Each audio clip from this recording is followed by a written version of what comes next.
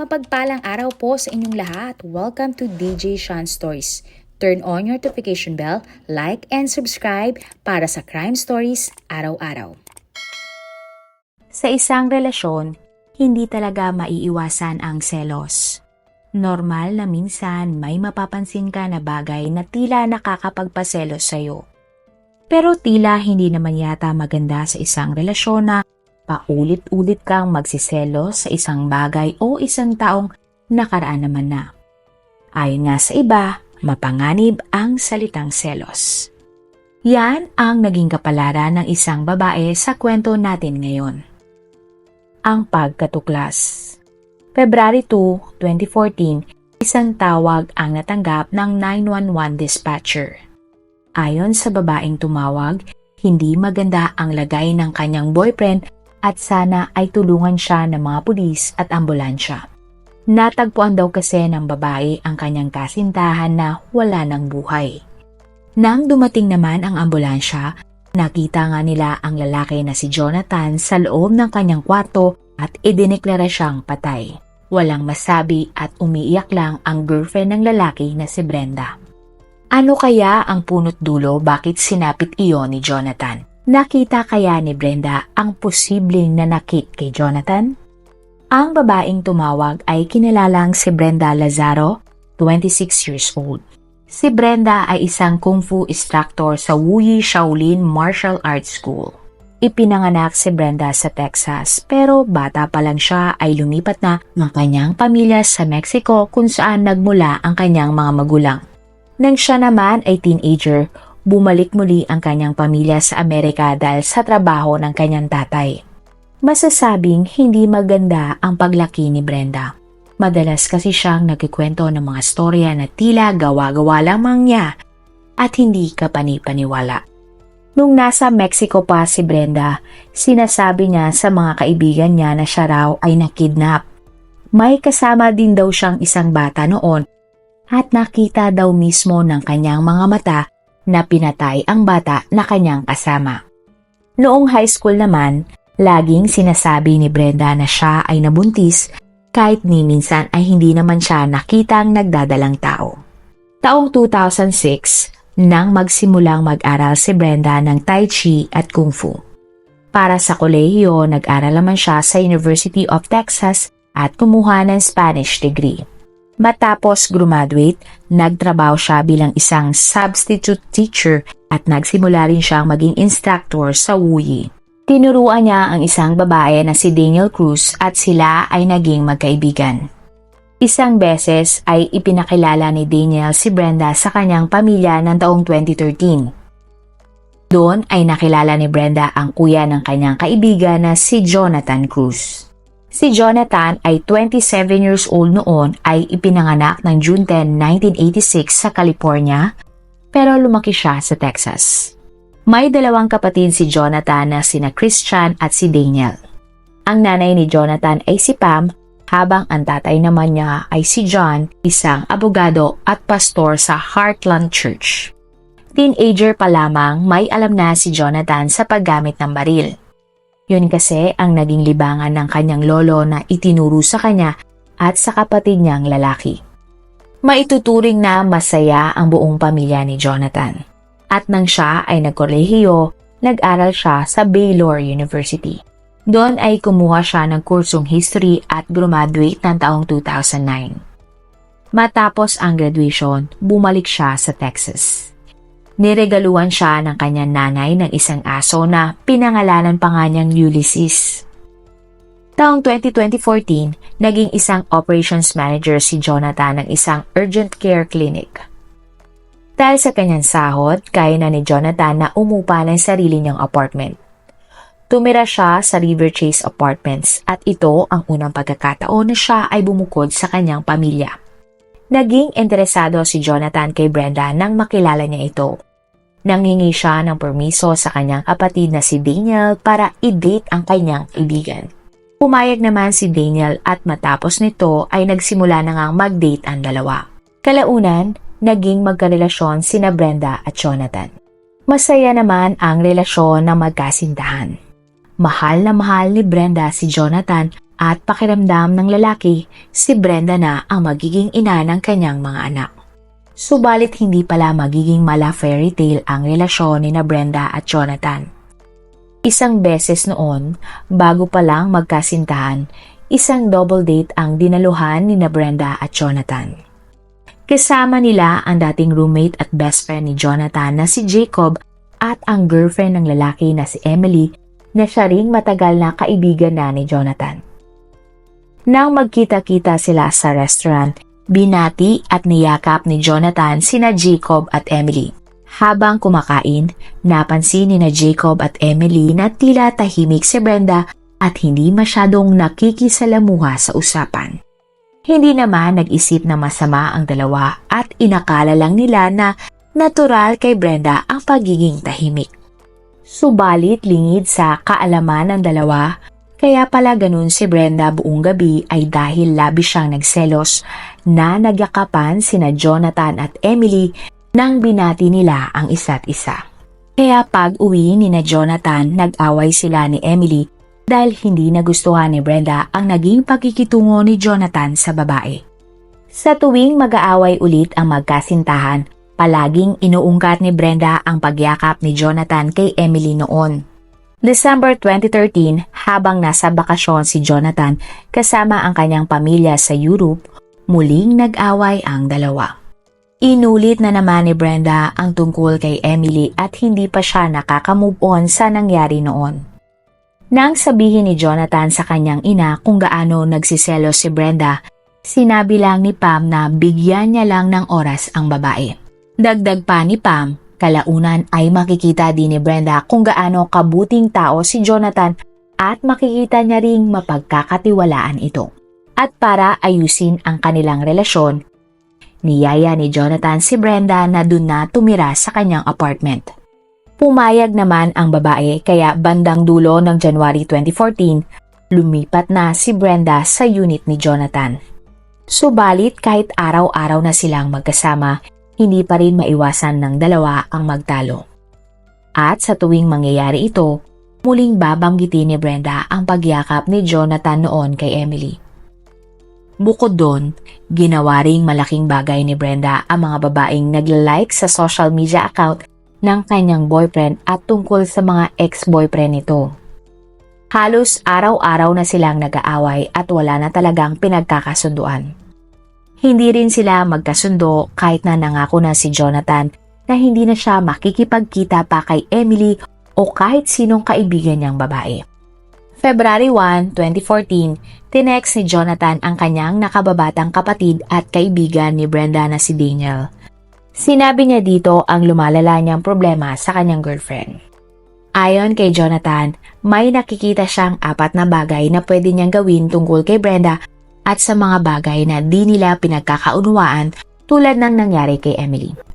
Ayon sa text, ang mga pagpipilian ni Jonathan ay: una, ipaglaban si Brenda at piliting maging maayos ang kanilang relasyon. Pangalawa, piliin pa rin si Brenda. Ang pangatlo, tumangging sumuko sa relasyon at tingnan kung si Brenda ang unang susuko sa relasyon. At pang-apat, tapusin niya na ang relasyon kay Brenda. Sinabi din niya kay Daniel na ang unang 3 option niya, lahat ay posibleng matapos ang kanilang relasyon ni Brenda.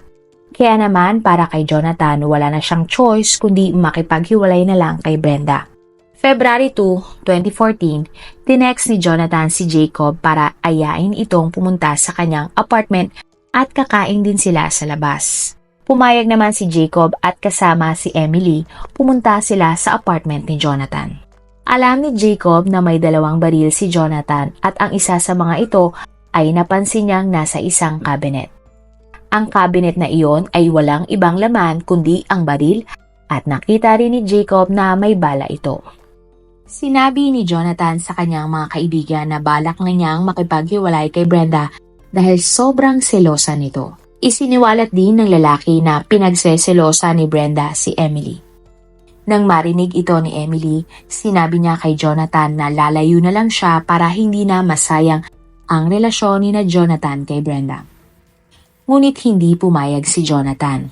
Sinabi niyang hindi naman niya kayang mawala ang mga pinakamalapit at matagal niya ng mga kaibigan. Makalipas ang ilang minuto, umalis na ang tatlo at nagpunta sa paborito nilang restaurant. Hindi naman komportable noon si Jacob dahil baka malaman ni Brenda na kasama na naman ni Jonathan si Emily. Pagkarating ng pagkain, nag-ring ang cellphone ni Jonathan at ang tumatawag ay si Brenda. Sinagot naman ng lalaki ang tawag at inamin nitong kasama niya sina Jacob at Emily. Gustong makausap ni Brenda si Emily kaya inabot ni Jonathan ang kanyang cellphone. Sa tawag, sinabi ni Brenda kay Emily na dapat na niyang layuan ang boyfriend niyang si Jonathan. Bukod doon, sinabihan pa umano ni Brenda ng masasakit na salita ang pinakamalapit na kaibigan ng kanyang boyfriend. Dahil dito, umiiyak na bumalik sa lamesa si Emily at sinabi sa dalawang lalaki ang mga sinabi sa kanya ni Brenda. Dahil dito, lalong nagalit si Jonathan kay Brenda at sinabi sa kanyang mga kaibigan na sumusobra na ito. Hiyang-hiya si Jonathan kaya naman humingi siya ng tawad kay Emily at Jacob para sa inasal ni Brenda. Doon na nga nagdesisyon si Jonathan na palalayasin niya si Brenda sa kanyang apartment. Aniya, pag-uwi niya, iiimpake niya ang mga damit at gamit ni Brenda. Papalayasin na niya ang kanyang girlfriend kapag umuwi ito mula trabaho. Nagdesisyon na si Jonathan na hihiwalayan niya na ang 3 buwan pa lang niyang girlfriend na si Brenda. Ang pangyayari. February 2, 2014, isang putok ng baril ang umalingaw-ngaw sa River Chase apartment. Matapos ito, tumawag agad sa 911 si Brenda bandang 11:30 ng gabi. Takot na takot si Brenda at hindi mapakali. Sinabi ni Brenda sa dispatcher na pumunta sa kanyang apartment kung nasaan sila ni Jonathan. Ayon kasi kay Brenda, binaril umano ni Jonathan ang kanyang sarili. Hindi masabi eksakto ni Brenda ang pangalan ng apartment pero sinubukan niyang ituro kung nasaan ito. At dahil kailangan ng eksaktong address para mahanap si Brenda, inutusan siya ng dispatcher na lumabas para maghanap ng taong makakapagsabi ng eksaktong address. 8 minutong nasa labas si Brenda ng apartment at nakausap niya ang isang taong sinabi ang address kung nasaan siya. Pagkatapos ay bumalik sa kwarto si Brenda at sinabi nga niya sa dispatcher na wala ng buhay si Jonathan. 11:40 ng gabi, dumating ang paramedics at base nga sa kanilang obserbasyon, 30 minutes nang walang buhay si Jonathan. Kasabay din nilang dumating ang mga pulis na agad na nagsagawa ng investigasyon. Ang investigasyon.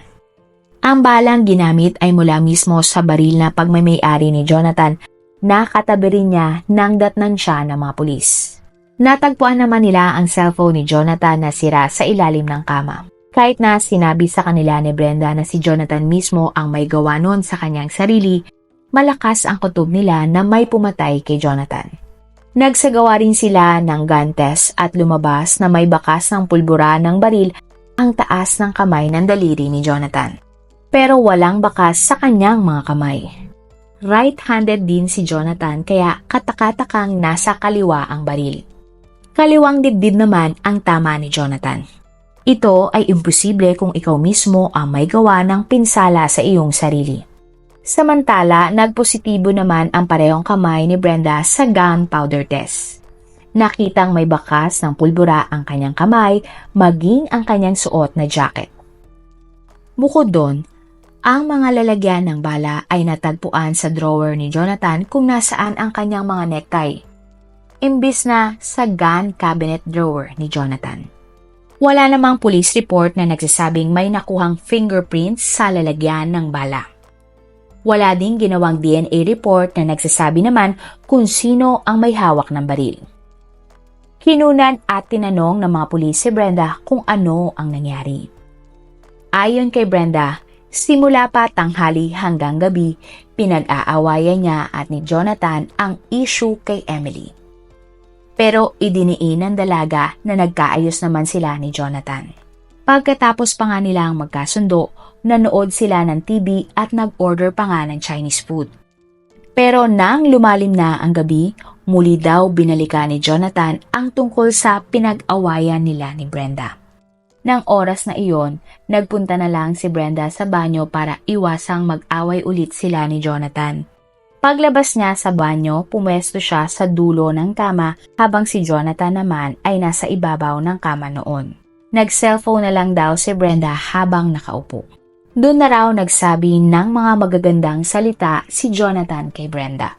Ang huling salita umano ni Jonathan ay, "Baby, mahal na mahal kita at patutunayan ko yan sa'yo." Ilang segundo lang ang lumipas at nabigla na lang si Brenda nang marinig ang putok ng baril. At nang tingnan niya si Jonathan, doon niya nakumpirmang ang putok ay nagmula sa baril nito. Sa kabilang banda naman, nabulabog ang tahimik na gabi ng pamilya ni Jonathan nang tawagan si Daniel ni Brenda para sabihin ang nangyari. Hindi makapaniwala si Pam na gagawin iyon ni Jonathan sa kanyang sarili. Hindi rin naman nag-isip ng masama si Pam laban kay Brenda at naniniwala na baka nilooban lang ang magkasintahan.